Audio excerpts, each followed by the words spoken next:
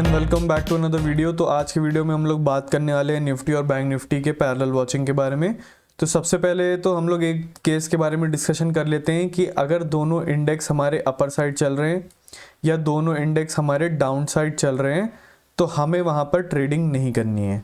क्यों नहीं करनी है आपको मैं लॉजिक बताता हूँ। अगर मान लेते हैं कि निफ्टी अप साइड चल रहा है तो वहाँ पर बायर्स वहाँ पे बैठने वाले हैं, तो उस इंडेक्स का मूवमेंट देखते हुए बैंक निफ्टी में भी फिर लोग बाइंग करने लग जाएंगे। तो वहाँ पर एक अनसर्टेनिटी आ जाती है कि बैंक निफ्टी अपने आप को थोड़ा बहुत होल्ड करता हुआ हमें दिख सकता है। ठीक है, अब जब वो अपने आप को बैंक निफ्टी होल्ड करता हुआ हमें दिखेगा, क्यों होल्ड करता हुआ दिखेगा? क्योंकि वहाँ पर ये बायर्स को पैसा बनाता हुआ नहीं दे सकता है, क्योंकि निफ्टी में ऑलरेडी मूवमेंट आ रहा है। तो निफ्टी में तो रिटेलर अपना मूवमेंट को मिस कर देते हैं, तो वहाँ पे बैंक निफ्टी को वो लोग देखने लग जाते हैं और बैंक निफ्टी को वहाँ पर वो कॉल बाइंग करने लग जाते हैं। ये साइकोलॉजी होती है। तो अब यहाँ पर हमारे पास अनसर्टेन सिचुएशन हो जाती है कि यहाँ पर हम कॉल साइड जाएं कि हम यहाँ पर पुट साइड जाएं। ठीक है, तो ये चीज़ डिपेंड करती है। अगर निफ्टी हमारा बहुत ही ज़्यादा पॉजिटिव हो गया है तो बैंक निफ्टी कंटिन्यू कर जाएगा उसी डायरेक्शन में, और अगर निफ्टी में हल्का फुल्का भी पुल बैक आया तो बैंक निफ्टी अपने आप को फिर नेगेटिव रख लेगा। यहाँ पर जो बायर्स बैठाए हैं वहाँ के स्टॉप लॉसेस ये खा लेगा। तो यहाँ पर अनसर्टेन सिचुएशन होती है।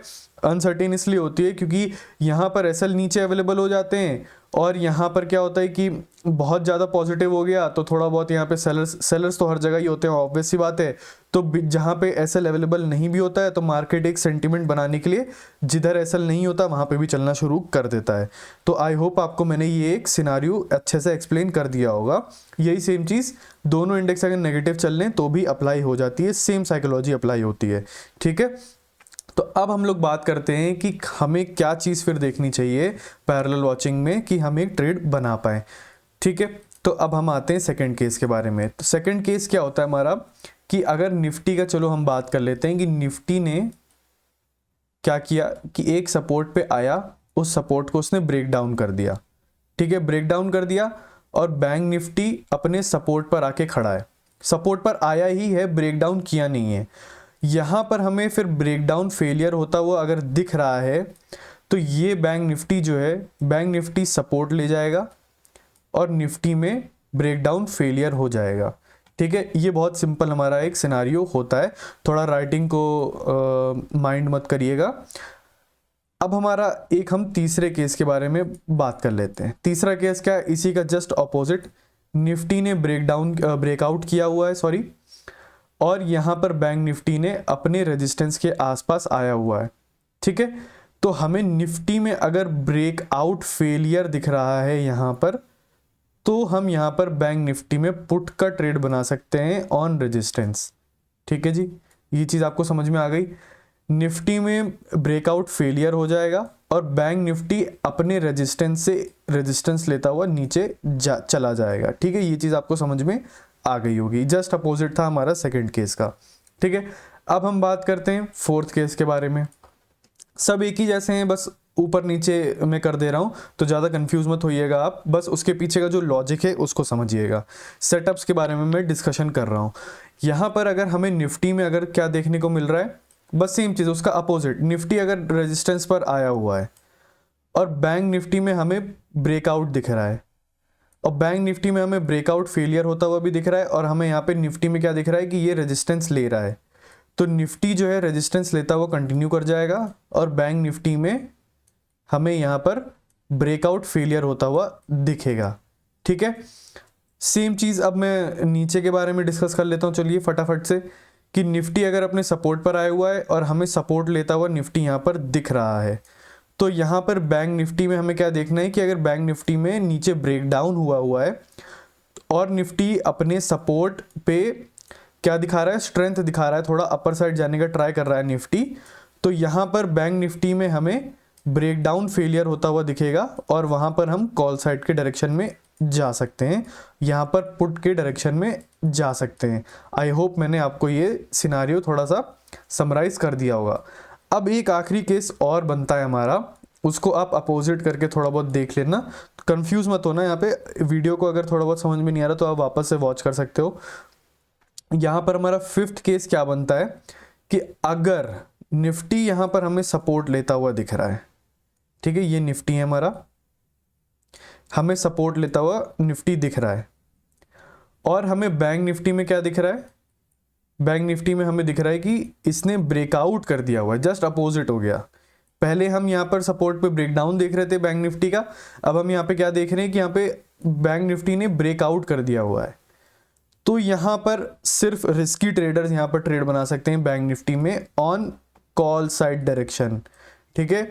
यहाँ पर आप पुट साइड डायरेक्शन में नहीं जाओगे ब्रेकआउट पे, यहाँ पर आप कॉल साइड में जाओगे, वो भी तब जाओगे जब निफ्टी अपने आप को यहाँ पर स्ट्रेंथ दिखाना शुरू कर दे, अपने आप को होल्ड करता हुआ शुरू कर दे अपने सपोर्ट एरिया पे, और बैंक निफ्टी ने किया हुआ है ब्रेकआउट, तो आप ब्रेकआउट पे ट्रेड कर सकते हो उस समय, चाहे अपर साइड स्टॉप लॉस हो चाहे ना हो। अगर स्टॉप लॉस होंगे तो बहुत अच्छी बात है, आप एकदम जा सकते हो, ट्रेड पे बन सकते हो, और अगर स्टॉप लॉस नहीं है तो फिर ये ट्रेड रिस्की ट्रेडर्स के लिए हो जाती है, जिनके पास प्रॉफिट का पैसा होता है, सिर्फ वही इस टाइप की ट्रेड बना सकते हैं, ठीक है।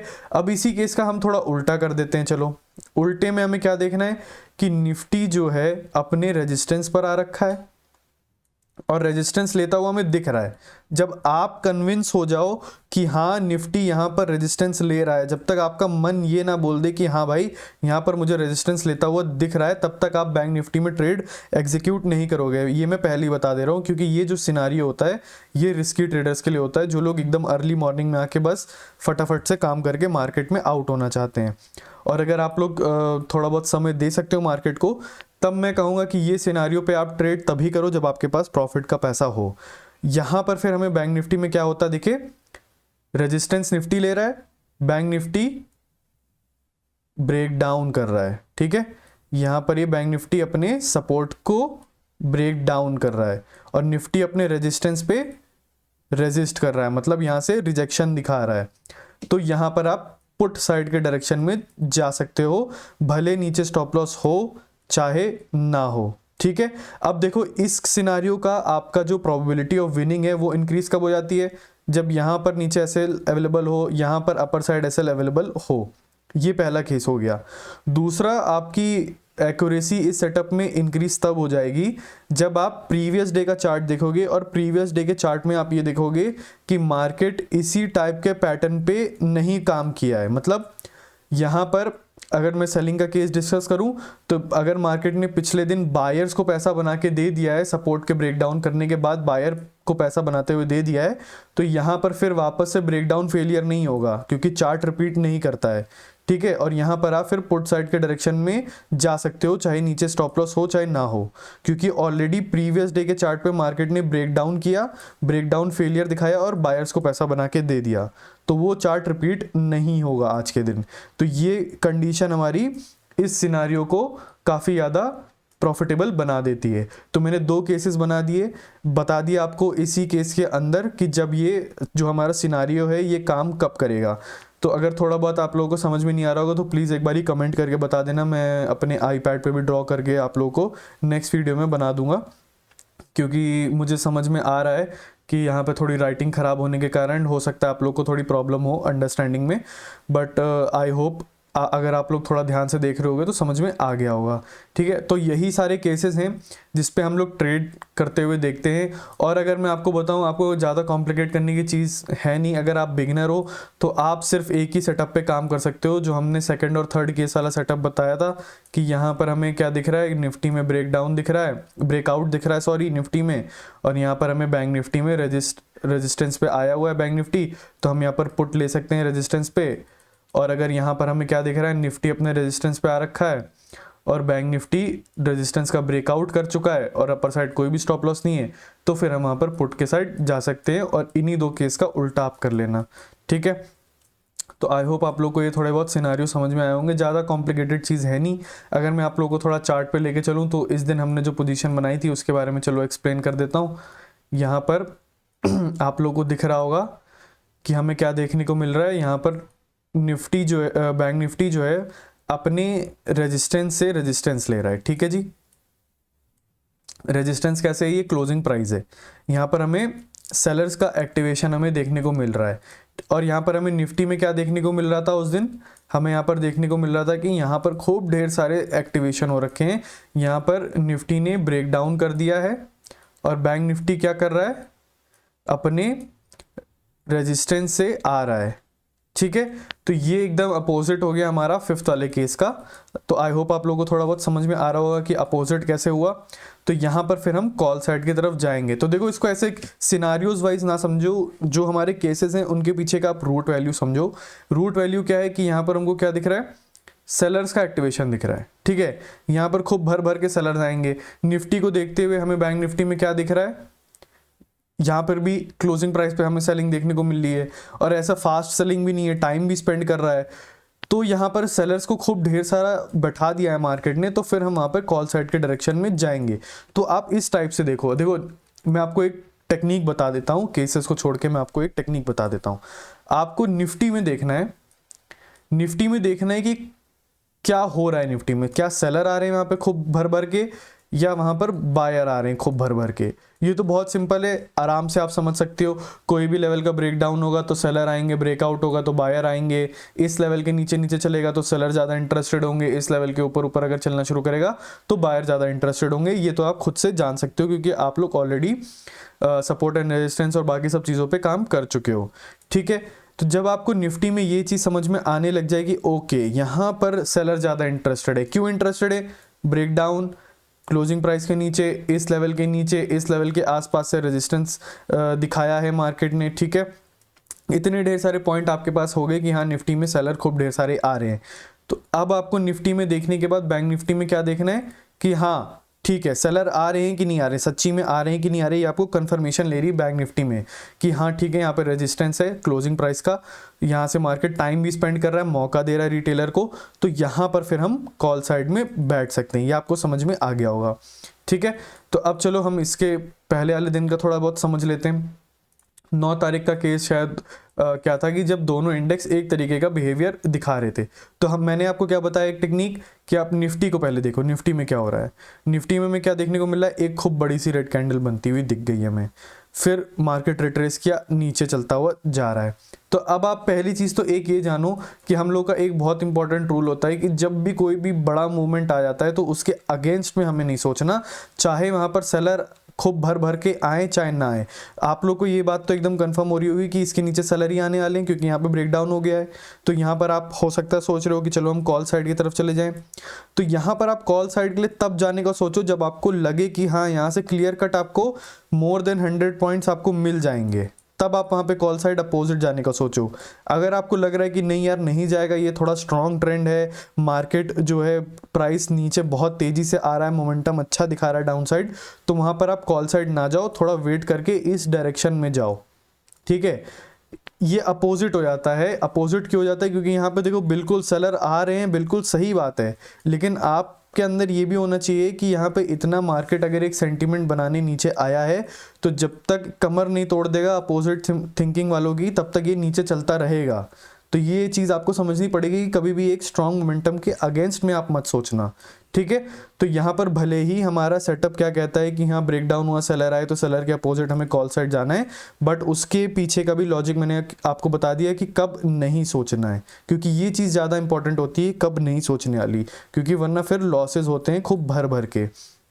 ओके, तो यहाँ पर हमें और एक और चीज़ हमको देखने को मिल रही है कि दोनों इंडेक्स एक ही तरीके का बिहेवियर दिखा रहे हैं, तो हमें वहाँ पे ट्रेड ही नहीं करना है, हमें फिर वहाँ पे थोड़ा सा वेट करना है, देखना है बिहेवियर किस टाइप का चल रहा है।